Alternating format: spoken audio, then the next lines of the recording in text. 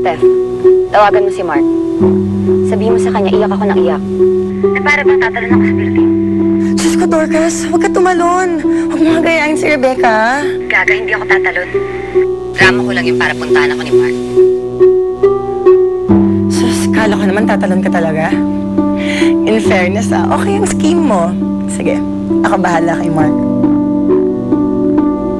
Ay! Ang ganda-ganda ng kwarto, ang laki-laki. O, diyan ka na sa malaking kama, ako dito sa maliit. Ako dito. Oo. Sige. Pasok ko lang tong gamit ko sa loob. Pati yung gamit mo, pasok Teka, mo na rin. teka. Pwede ba tayong mag-usap sandali? Oo naman. Tungkol saan? Tungkol kay Maita. Kasi sa tingin ko naman, wala naman siyang sira eh. Matino naman siya kausap. Yun nga sinabi sa akin ni Donald. Ganyan daw talaga. Parang wala siyang diferensya. Pero ang totoo, meron. Pero huwag kang mag-alala. Sabi ni Donald, gagaling din daw si Maita. Kilala ko si Maita.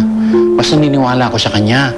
Eh, kulang na nga lang akong magluwal sa kanya eh. Di ba ako nga ang modern niya? Mabait si Donald eh. Alam mo, Anya, bakit pa tayo niya padadala ng money order? Isipin mo nga yun. Para ano? Kung talagang kinukulong niya si Maita. Ay, naku, Amparo.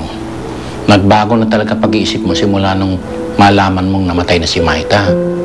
Eh, hindi nga ba naisip-isip mo na yung mga pagkukulang mo sa kanya, yung mga pagkakamali mo? Eh, sana wag mo nang sayangin ang pagkakataon na to na pakita mo sa kanya ang pagmamahal mo sa kanya. Mahal na mahal ko ang anak ko. Mahal ko si Maita, kaya ko nga ginagawa ito.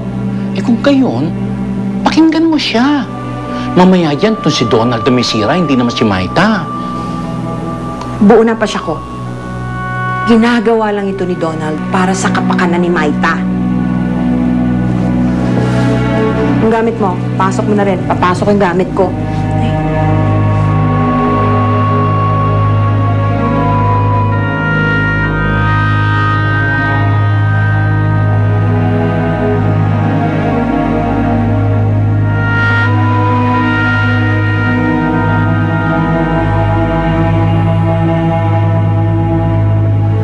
Gusto ko lang maging honest sa'yo. To find someone else, someone better, someone who deserves you.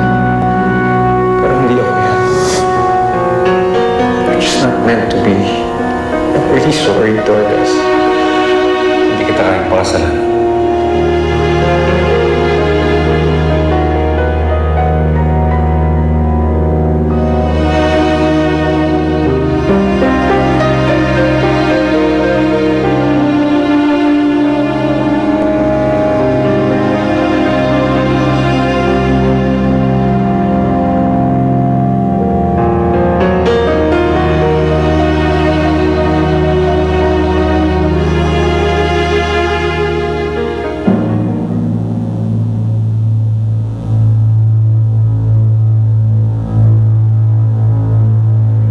Hello?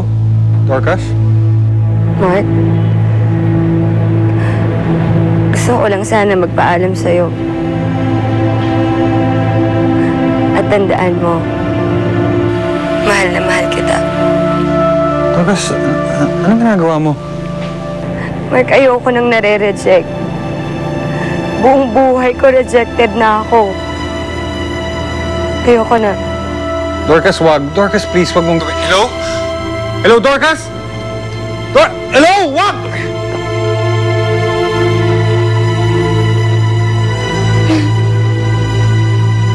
Mark!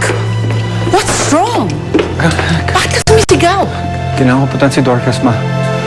Why? I don't know, yung tono ng pananalita niya, parang magpapakamatay siya. She might do something to herself.